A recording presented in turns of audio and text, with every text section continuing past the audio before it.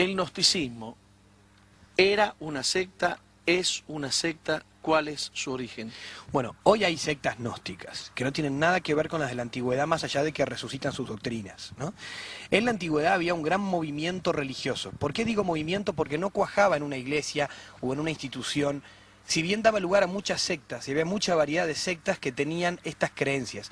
El gnosticismo es un cúmulo de creencias del cual participaban muchas sectas, que mezclaban varios elementos de distintas religiones y de la filosofía de Platón, de la filosofía de Pitágoras, creían en la reencarnación, separaban muy radicalmente el espíritu de la materia, consideraban que la materia era mala, por eso las mujeres eran un ser de segunda categoría, porque traía hijos al mundo, y al traer materia son un ser despreciable.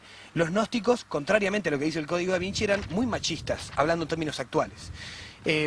Justamente estos señores, cuando llega el siglo II, toman contacto con los cristianos que andaban diseminados por zona de Oriente y Europa, y entonces ven en la figura de Jesús una representación del Salvador en el que ellos creían que era otra cosa, alguien que venía de un décimo cielo, que no tiene nada que ver con la Biblia, y entonces empiezan a escribir unos textos que se llaman evangelios apócrifos, gnósticos, que son escritos por ellos y que no tienen nada que ver con el cristianismo. Era una religión... Digamos, es una religión claramente no anticristiana. Anticristiana porque, y está bien decir anticristiana, porque combatían a los cristianos, los insultaban.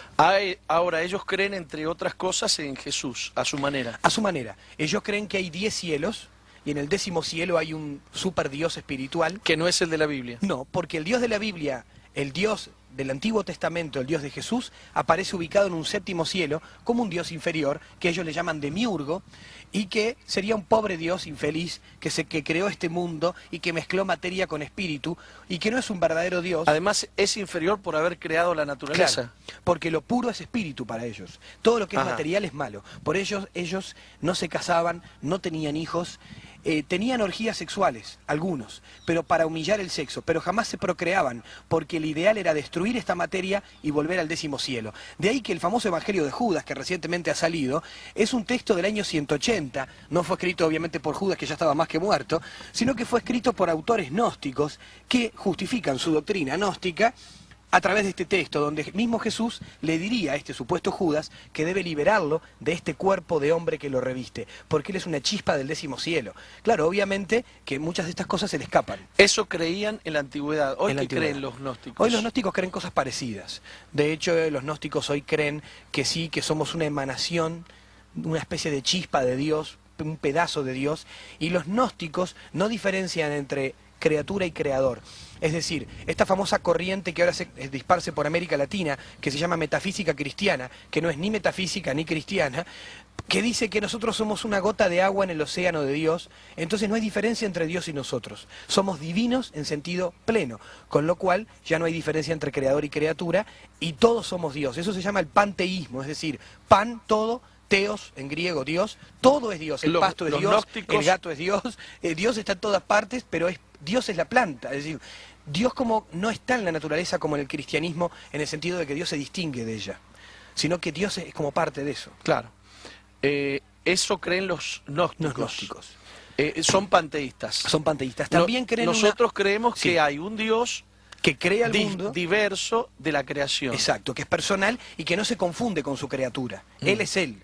Y la criatura es criatura. Los gnósticos tienen una autosalvación, que ese es su principal combate con los cristianos. Ellos creen que nosotros nos salvamos mediante un conocimiento secreto y espiritual, de ahí el término apócrifo, que significa secreto, mediante un secreto espiritual revelado por alguna entidad de otro mundo, nosotros alcanzaríamos la salvación. No hay necesidad de redentor, no hay necesidad de gracia, no hay necesidad de un Dios que intervenga y me venga a salvar, porque soy yo que me salvo a mí mismo, y si no lo logro, tengo la reencarnación, con lo cual tengo varias vidas. Otro elemento anticristiano. En eso se parece a muchas religiones. Sí, exacto. Es que tomó eso de Oriente. Claro. Una de las cosas que ataca el gnosticismo desde su principio es la divinidad de Cristo. Sí, porque de hecho, bueno, en realidad ahí hay que hacer un matiz. Es Dan Brown el que confunde, que él dice que los gnósticos defendían la humanidad de Jesús. Si nosotros tenemos un poco de sentido común, los gnósticos atacaban la materia. Por lo tanto, ellos negaban que Jesús fuera humano. Ellos lo hacían tan Dios que no era hombre. Al revés de lo que dice Brown.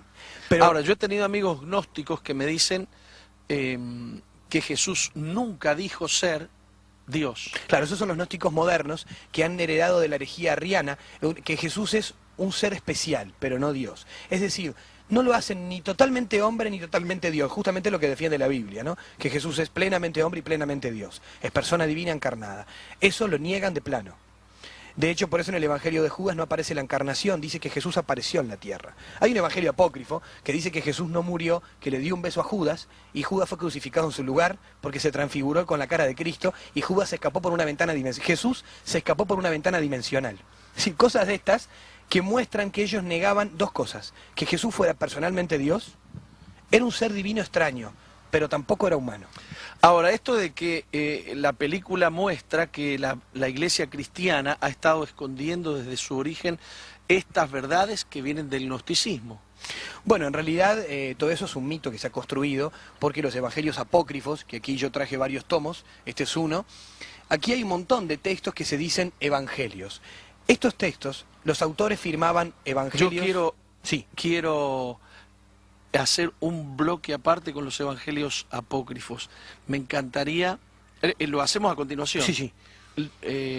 El tema es el siguiente: el origen de estas disputas, Sí. por supuesto, que tienen origen en supuestas verdades Sí. de evangelios apócrifos, es totalmente extraño el cristianismo Sí. y es anticristiano, ¿verdad? Sí, de hecho hay unos textos... No es que la Iglesia Católica o la Iglesia Cristiana eligió entre muchos evangelios. No, es que no están ocultos, Eso, están ¿no? arriba de la mesa, se pueden comprar, se pueden leer, pero son textos no cristianos, la Iglesia los rechazó. Es verdad que en una época, cerca de la Edad Media, los quemó, pero los quemó no para que no se supiera lo que decían, sino porque contaminaban la fe de sus fieles, con ideas extrañas.